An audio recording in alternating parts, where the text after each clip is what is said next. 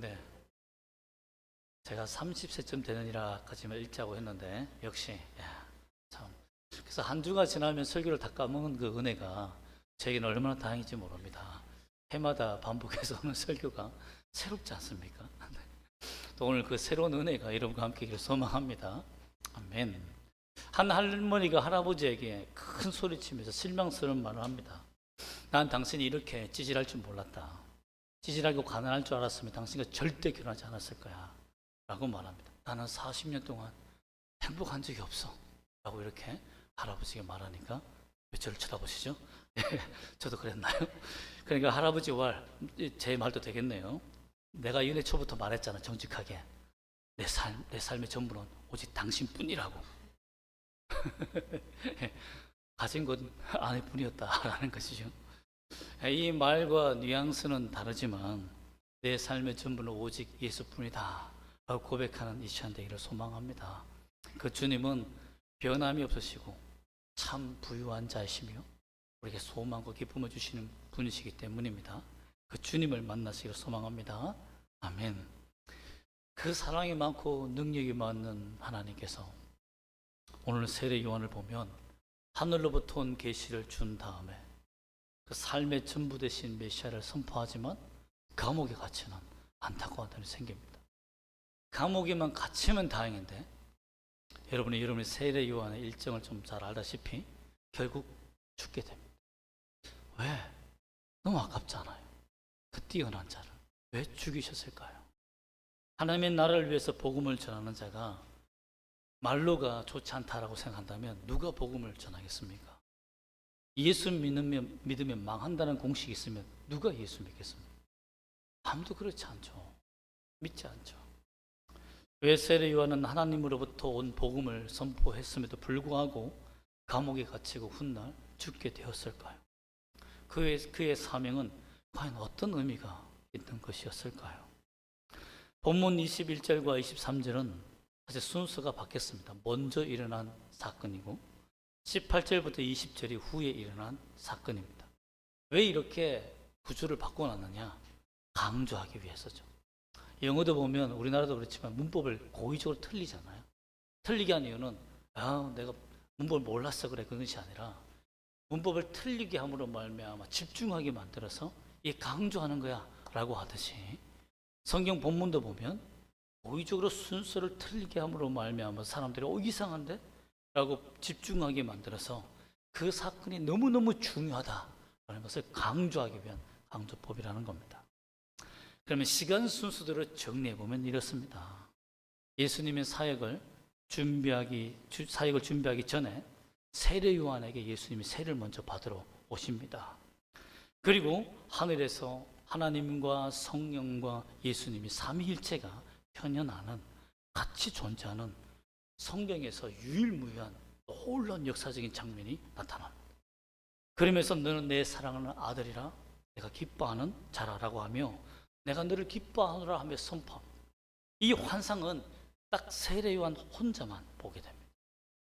이 장면을 본 세례 요한은 가슴이 불같은 은혜를 받고 예수가 메시아다, 메시아가 도래했다, 하나님의 나라가 왔다는 것을 외치는데 담대하 기쁜 마음으로 외칩니다. 그리고 정치에 타락한 왕들을 향하여서 소리치며 부패하였다, 죄다 라고 외쳐요. 그런데 체포되었다는 것입니다. 감옥에 갇히게 된 거예요. 분봉왕 헤롯 안티파스가 세례 요한을 감옥에 잡아넣습니다. 이유는 그것입니다. 헤롯의 범죄를 세례 요한이 지적했는데요. 헤롯 안티파스는 사실 자기 아내가 있었습니다. 나바테아 왕국의 아내가 있었는데 동생 빌립의 아내 헤로디아가 너무 아름다운 거예요. 그 여인과 불륜하여서 유대 율법을 어겼기 때문에 유대의 분봉왕, 로마에서 세워준 왕을 분봉왕이라는데 그 분봉왕이 유대를 통치하는데 유대의 율법을 어긴다? 그건 있을 수가 없잖아요. 그래서 세례 요한이 하나님의 나라의 법에 어긋난 그 정치 세력들 왕을 향하여서 지적한 겁니다. 그래 가만히 있지 않죠. 이유가 뭐냐면 사실 나바테아 왕국과 안티파스는 동맹국입니다.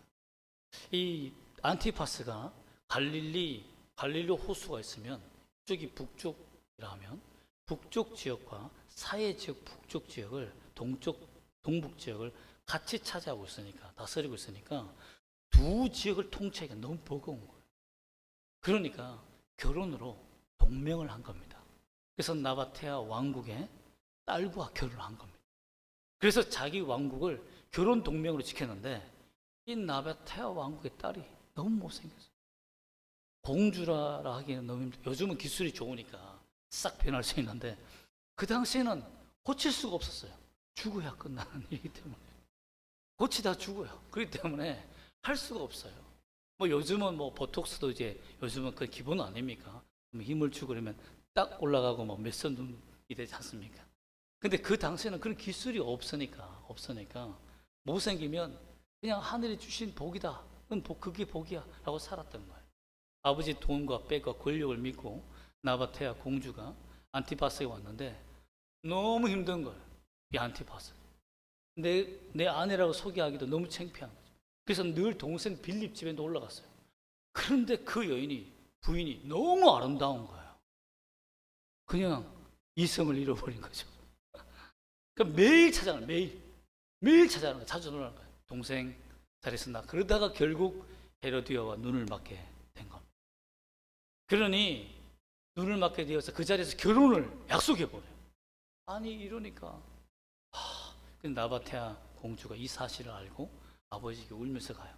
내 남편이 이런 일이 있어서 이렇게 여차여차히 이렇게 됐다 라고 말하니까 아버지가 동맹조약을 깨뜨리고 전쟁을 일으킵니다. 그러니 어떻게 되겠습니까? 전쟁에서 패해서 그 왕국이 조금씩 안티파스가 가지고 있는 나라들이 자꾸 쪼그라드는 거죠. 이때 백성들이 비난합니다. 하나님께 범죄하였기 때문에 당신이 이렇게 망한 것이다.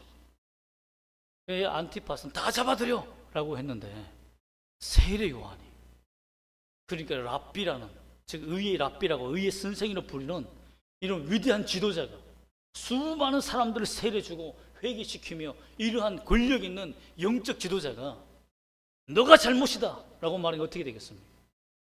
백성들이 우욱 일어나기 시작하는 거예요. 안티파스를 축출해야 된다. 쫓아내야 된다. 그게 죄의 결과다. 너무 두려워. 이 세례 요한을 잡아서 죽이겠다. 그래서 체포까지는 했어요. 근데 잡아 죽이지 못한 이유가 뭐냐면 마가복음 6장 19절과 20절에 보면 이런 말씀이 있는데요. 헤로디아가 요한을 원수로 여겨 죽이고자 하여서는 하지 못한 것은 헤롯이 요한을 의롭고 거룩한 사람으로 알고 두려워하여 보호하며 또 그의 말을 들을 때에 크게 번민을 하면서도 달갑게 들음이에요. 하나님의 말씀이 선포되면 사실 짜증이 나고 싫어하고 나의 죄를 지적하는 것이니까 정말 미워하고 죽여야 되는데 희한하게도 세례 요한의 말씀만 들으면 가슴이 울렁울렁거리고 내 죄에 대해서 죄책감이 들고 회개가 되는 거예요. 그리고 그 말씀 앞에 자꾸 무릎을 꿇게 되는 거예요. 왜 그렇습니까? 수많은 세례받은 사람들도 그렇지 않습니까? 지난주에 보았지만 얼마나 그 더러운 요단강에 수많은 사람들이 왜 모였습니까? 왜 세례를 받습니까? 그의 말에 뭐 지혜로 말이 있었어요? 아닙니다. 하나님께로부터 온 주의 성령의 말이 사람의 마음에 떨어지니까 불이 붙는 거죠. 회개가 되는 거예요. 그렇게 해서 부흥된 그 심령의 그 말씀이 헤롯 안티파스에게 떨어지니까, 헤롯 안디바에게 떨어지니까 그 마음이 불 붙는 듯 하는 겁니다. 잠을 못 자는 거예요. 범민이었어요. 회개하지 않으면 안 되는 거예요. 그러나 헤로디아가 짜증이 난 겁니다. 저거 죽여야 내가 잠을 자는데. 세례 요한의 저 지적과 그 겉면이 결국은 밀란을 일으켜서 내 권력을 완전히 송두리째 없애버릴 거다 라는 생각에 잠을 못 자는 거예요. 그래서 체포해라.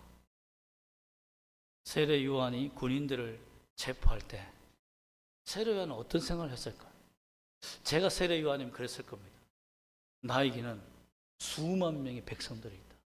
어떻게 나를 체포하겠나? 이런 생각을 했을 거예요.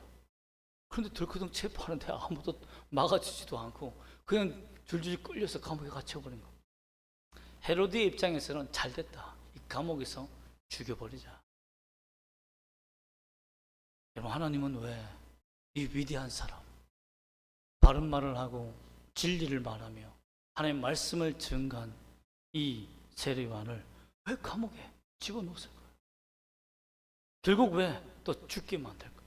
또 감옥에 갇히니까 사람들이 다 떠나버립니다. 왜 그랬을까요? 그 이유는 요한복음 1장 23절과 3장 30절에 보면 세례요한의 사명이 나오는데요. 나는 선지자 이사야 말과 같이 주의 길을 굳게 하라고 광야에서 외치는 자의 소리로다. 메아리다. 메아리는 어떻죠? 울리다가 계속 남습니까? 아닙니다. 사라져. 나는 한 시대에 주의 말씀을 전하고 사라지는 소리일 뿐이다. 3장 30절에서는 직접적으로 말합니다. 그는 흥하여야 하겠고 나는 쇠하여야 하리라.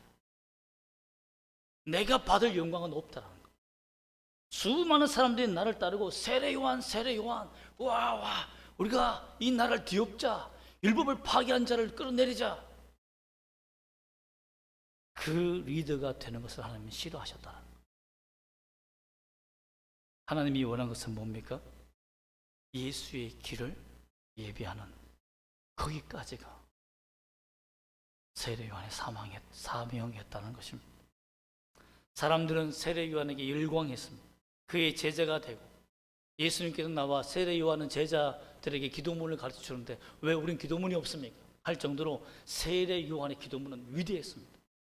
사람들을 감동시켰고 눈물을 흘리게 했고 그 기도를 날마다 묵상하게 만들었습니다. 그를 추종하며 그를 그리스도라 메시아라 인식하며 사람들이 많아지고 그 세례요한 중심으로 계속 모이게 되었어요. 열심당원 베드로와 야고보와 안드레, 시몬, 야고보의 아들 다데오까지 유다의 모든 열심당원들은 나라를 뒤엎는 일에 목숨을 건 자들이고 서약한 자들이기 때문에 항상 칼을 2개를 자기의 옷에 숨겨놓고 겉옷에 숨겨놓고 언제든지 권력에 눈먼 자, 하나님을 버리는 자를 향하여 죽이기 위해 암살자로서 헌신한 자들이 다 세례요한 쪽에 붙었습니다. 언젠간 우리가 뒤엎어버릴 것이다. 그러니 세례요한이 왕을 향하여 책망하며 유대율법을 다시 세우는 정말로 어떤 정치 파벌에도 속하지 않은 순수한 에세네파 수장으로서 섬기며 위대한 랍비로, 의의 랍비로 칭송을 받게 된 겁니다.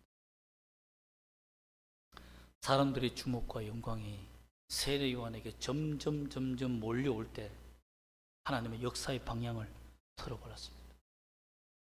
세례요한을 감옥에다가 넣어버린 것. 그의 말은 더 이상 전해지지 않고 제자들은 떠나게 되고 백성들은 더 이상 요단강가를 찾지 않았습니다. 하나님은 세례요한을 통해 알게 하신 것은 뭐냐면 물로 세례를 주는 것은 인류의 죄를 용서할 수 없다. 너를 따르고 너의 말을 따르며 너를 의지하고 사는 것이 인류의 모든 죄인들을 구원할 수 있는 방편이 아니다.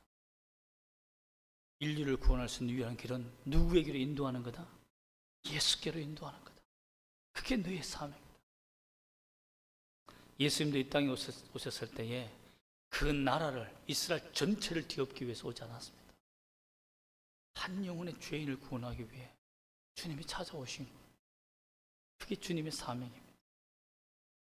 메아리의 소리의 역할은 메아리처럼 울리다가 사라지는 것이 사명입니다. 사람이 받을 수 없는 것이 영광입니다. 사람이 영광 받으면 결국 교만해지고 타락해지기 때문에 사람은 인기와 영광을 감당할 수가 없습니다. 또한 예수님이 하나님의 왜 세례요한을 감옥에 넣고 죽기까지 하게 하셨느냐? 예수님이 하나님의 얼마나 크고 놀라운 사랑의 선물인지를 알게 하시기 위해서입니다. 우리 3장 22절 말씀을 다시 읽어볼까요? 하나님이 주시는 선물이 얼마나 위대하고 고귀하고 사랑스러운지를 하나님이 직접 선포하고 있습니다. 한번 읽어보겠습니다. 성령이 비둘기 같은 형체로 그의 위에 강림하시더니 하늘로부터 소리가 나기를 너는 내 사랑하는 아들이라 내가 너를 기뻐하노라 하시니라.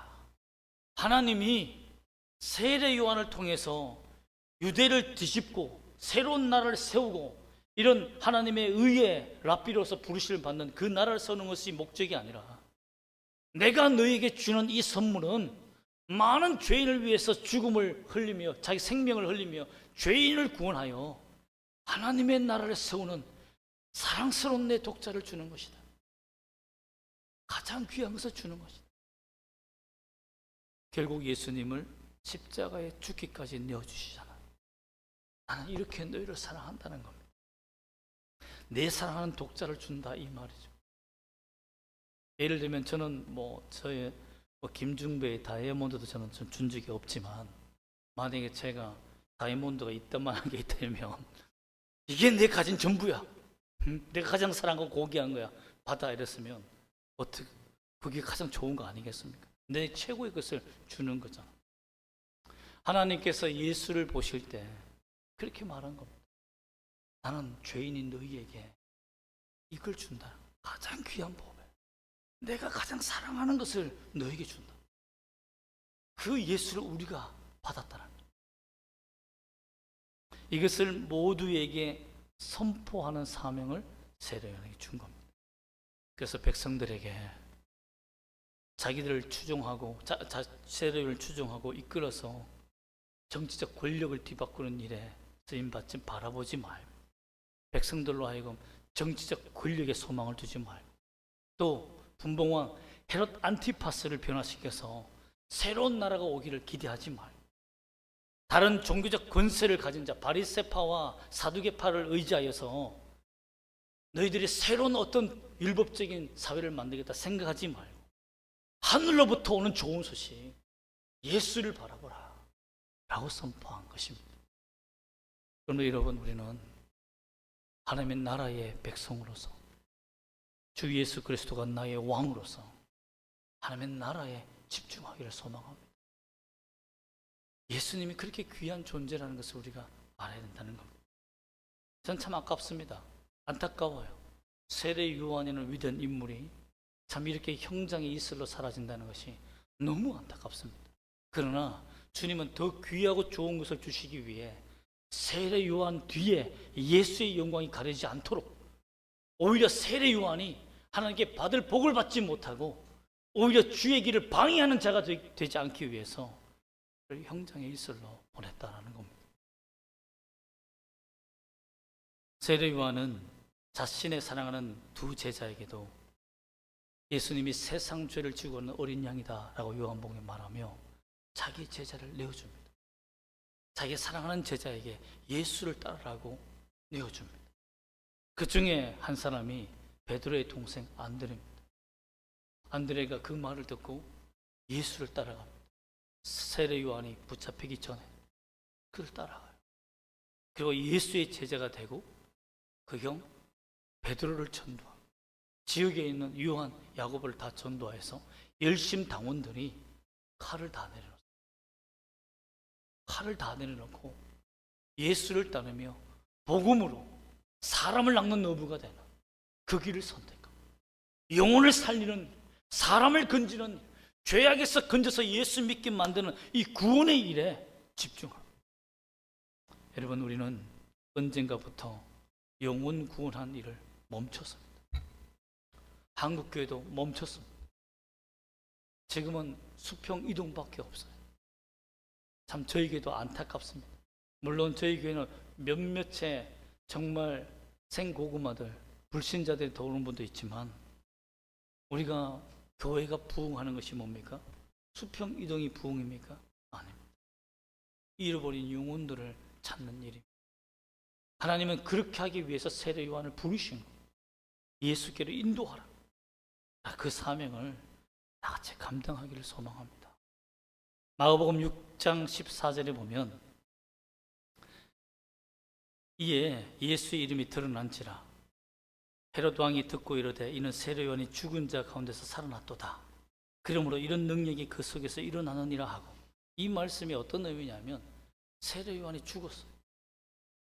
죽고 난 다음에 예수님이 하나님의 나라를 선포하고 그 능력을 행하니까, 그의 말씀에 사람들이 불이 떨어지니까 내가 죽였던 그 세례 요한이 다시 산 거 아니야 라고 하며 착각하게 됩니다. 그러면서 사람들이 의욕을 잃어버리고 요단강에서 헤매던 사람들이 이제는 예수님이 있는 곳으로 모든 사람들이 집중하여 모여들게 됐다는 겁니다. 세례 요한이 자기 자신이 만약에 밖에 있었으면 세례 요한과 예수파로 갈라졌을 거예요. 그러나 그가 죽음으로 말미암아 그를 통해서, 세례 요한을 통해서 메시아를 꿈꿨던 모든 사람들이 다 예수께로 집중하며 모여들게 되었다는 겁니다. 그러므로 여러분, 세례 요한의 죽음은 헛된 희생이 아닙니다. 예수의 길을 제대로 뚫게 만든 그 사명을 감당한 축복의 죽음의 길이었다는 것입니다. 그렇기 때문에 세례 요한의 사역이 얼마나 소중하고 위대한 사역이었으면 예수께로 다 보내는 이 일에 대해서 세례 요한이 살아났는가라고 감탄할 만큼 사람들이 칭송하고 두려워했다라는 것입니다. 또한 이렇게 세례 요한을 잔인하게 죽였던 이 헤로디아가 자기 딸 살로메를 통해서 안티파스의 생일날에 춤을 추게 만들어요. 그리고 그 춤에 반하여서, 굉장히 야하고 유혹적인 춤인데 그 춤을 통해서, 또 로마는 좀 그런 성적인 타락이 많잖아요. 헛된 맹세를 합니다. 나라의 절반을 죽였다. 그러니 헤로디아가 살로메에 가서 세례 요한의 목을 달라고, 죽여달라고. 내가 짜증이 나서 못 살게, 죽여야 된다. 결국 그렇게 해서 죽였지만 헤로디아의 그 탐심과 탐욕은 자기 오빠 헤롯 아그리빠, 나중에 사도 바울과 대치되는 그 헤롯 아그리빠의 권세를 탐하고 정치적으로 이용하다가 로마 황제 칼리굴라 황제에게 둘 다 체포당하여 추방당합니다. 너희는 쓰레기다라고 역사적으로 버려버립니다. 하나님이 심판하셨다는 것입니다. 이를 향해서 사람들은 말합니다. 하나님이 심판하셨다. 세례 요한의 죽음에 하나님께서 관여하셨다. 여러분, 그렇습니다. 하나님이 다 갚아주십니다. 내가 손을 대지 않아도 우리는 의롭게 고난당하면 하나님이 반드시 그 일을 하나님 갚아주실 줄 믿습니다. 세례 요한의 희생으로 인해 백성들은 잠시 흩어졌지만 예수께로 모이고 진정한 구원을 받는 하나님의 자녀가 되는 기회를 얻게 됩니다.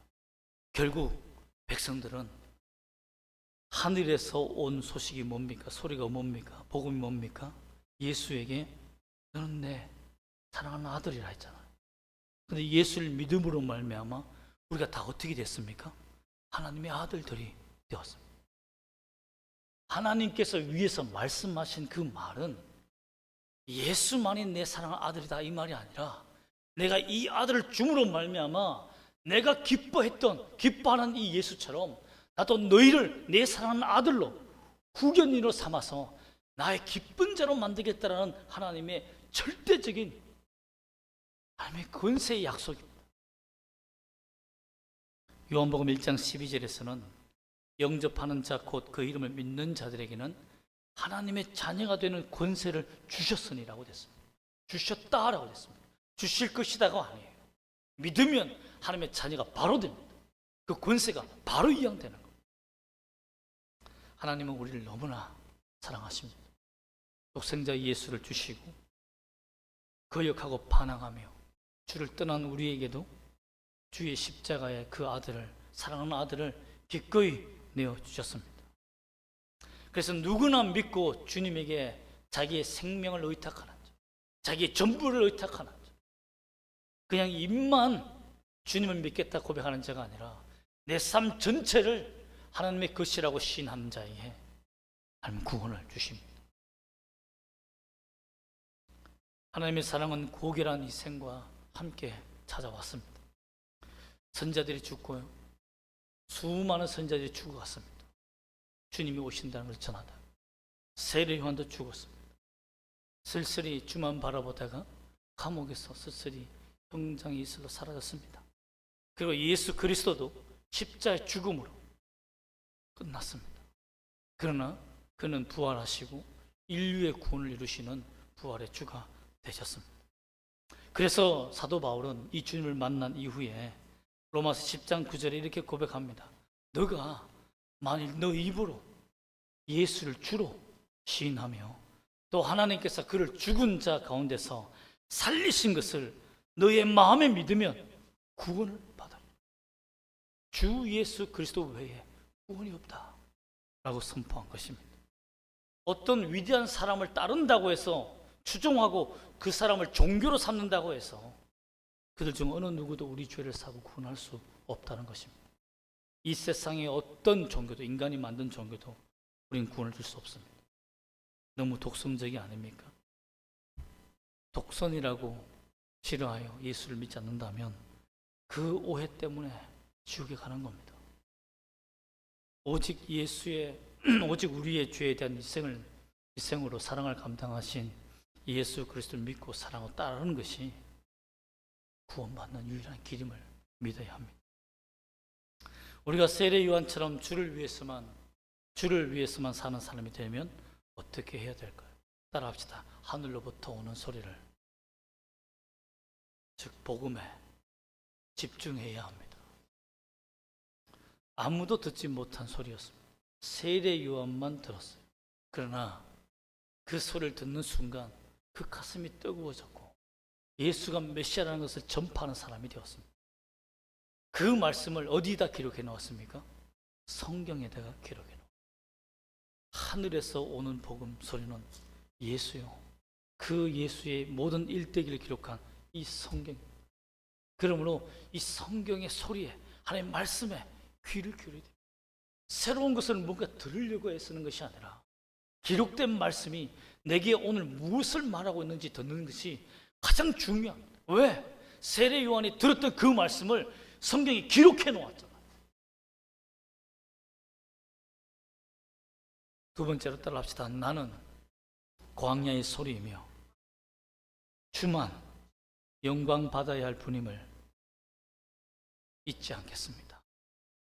그렇습니다. 사람이 취하지 말아야 할 것에 대해서 여러분 욕심을 내면 안 됩니다.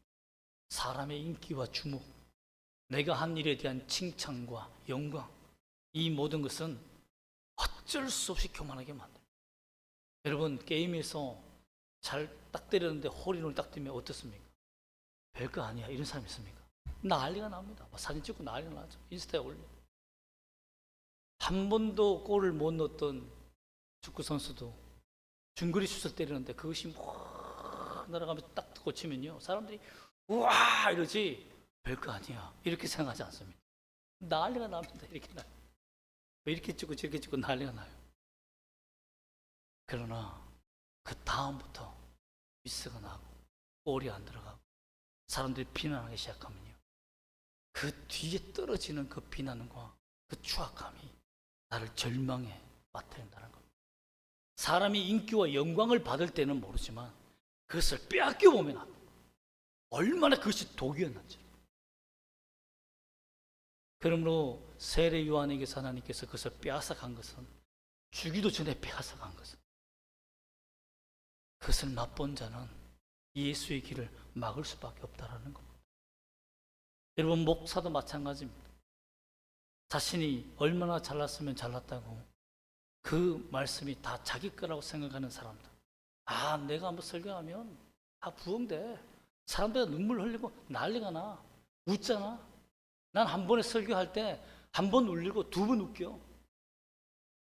자기가 한 겁니까? 결국 그렇게 무너지는 겁니다. 그렇게 무너지는 겁니다. 다 하나님의 것이라는 것을 우리가 알아야 하듯이 여러분도 마찬가지입니다. 여러분이 주신 가족, 자녀, 물질, 재능 모든 삶의 현장 빼앗겨 보면 합니다. 이게 누구에게부터 왔는지.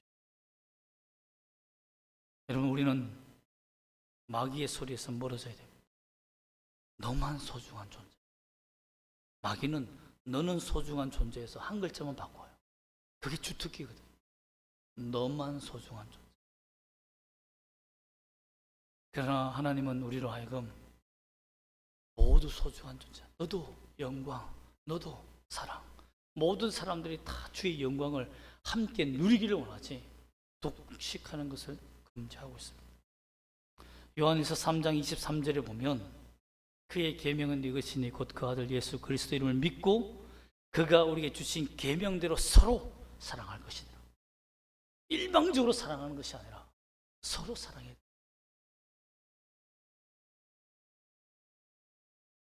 그런 목사님 사랑만 갈망한 사람은요, 목사님 때문에 시험에 들고, 어떤 성도의 사랑을 갈망한 사람은 그 성도 때문에 시험 들고.